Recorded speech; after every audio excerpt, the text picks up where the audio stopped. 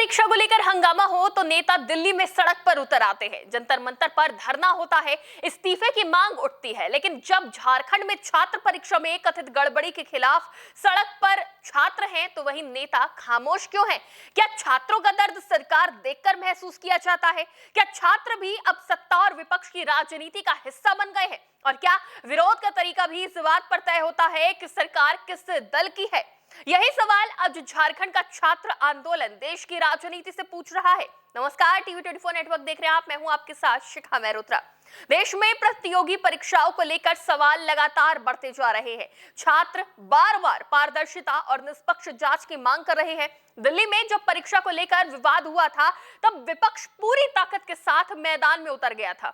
कांग्रेस समेत कई दलों ने केंद्र सरकार को घेरा, धर्मेंद्र प्रधान के इस्तीफे की मांग करी, जंतर मंतर पर प्रदर्शन हुआ और छात्रों के समर्थन में बड़े बड़े बयान दिए गए। लेकिन अब झारखंड में भी छात्र परीक्षा में कथित गड़बड़ी के खिलाफ आंदोलन हो रहा है। छात्र सड़कों पर है, प्रदर्शन कर रहे हैं और कार्रवाई की मांग कर रहे हैं। ऐसे में सबसे बड़ा सवाल यही उठ रहा है कि इस बार वही राजनीतिक दल पहले जैसी सक्रियता क्यों नहीं दिखा रहे हैं? क्या छात्रों की लड़ाई सिर्फ तब तक थी जब तक सरकार दूसरी पार्टी की थी? क्या अब इसलिए चुप्पी है क्योंकि झारखंड में इंडिया गठबंधन की सरकार है? अगर परीक्षा में गड़बड़ी कहीं भी होती है तो नुकसान तो छात्रों का ही होता है। फिर दिल्ली और झारखंड के छात्रों के साथ अलग अलग रवैया क्यों? झारखंड में मुख्य रूप से प्रतियोगी परीक्षा जेपीएससी और जेएसएससी में पेपर लीक, भ्रष्टाचार, धांधली और मूल्यांकन में गड़बड़ी के विरोध में छात्र प्रदर्शन कर रहे हैं। रांची के जयपाल सिंह स्टेडियम में हजारों छात्र अनिश्चितकालीन सत्याग्रह और धरना दे रहे हैं। इस बीच सियासत तेज है और सवाल सिर्फ कांग्रेस से नहीं बल्कि पूरे विपक्ष से है। जो नेता दिल्ली के छात्रों के समर्थन में सड़क पर उतरे थे, क्या वो झारखंड के छात्रों के साथ भी खड़े होंगे? क्या यहां भी धरना होगा? क्या यहां भी उतनी जोरदार प्रेस कॉन्फ्रेंस होगी? या फिर यह मुद्दा इसलिए ठंडा पड़ गया क्योंकि राजनीतिक समीकरण यहां पर बदल गए हैं और झारखंड में झारखंड मुक्ति मोर्चा, कांग्रेस और राजद के गठबंधन की यानी कि इंडिया गठबंधन की सरकार है।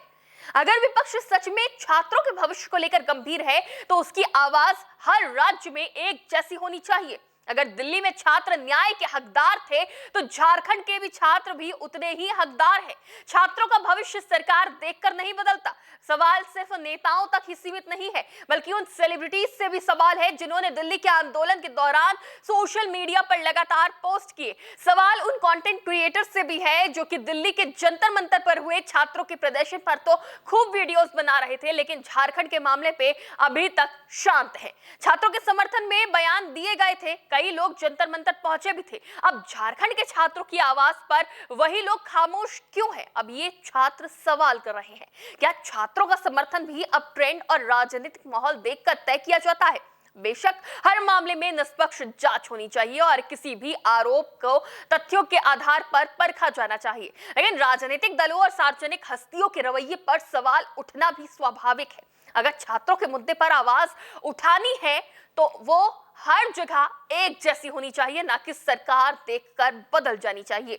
आज सबसे बड़ा सवाल यही है कि क्या राजनीति में छात्रों का भविष्य सिर्फ एक मुद्दा बनकर रह गया है? सत्ता में कौन है, क्या इसी से तय होगा कि कौन बोलेगा और कौन चुप रहेगा? क्या विपक्ष हर राज्य में छात्रों के लिए एक जैसी लड़ाई लड़ेगा? क्या सत्ता पक्ष हर आरोप की निष्पक्ष जांच कराएगा? और क्या देश के बड़े चेहरे हर छात्र आंदोलन पर समान संवेदनशीलता दिखाएंगे या फिर सिर्फ उन्हीं आंदोलनों में दिखाई देंगे जो राजनीतिक रूप से ज्यादा चर्चित हो?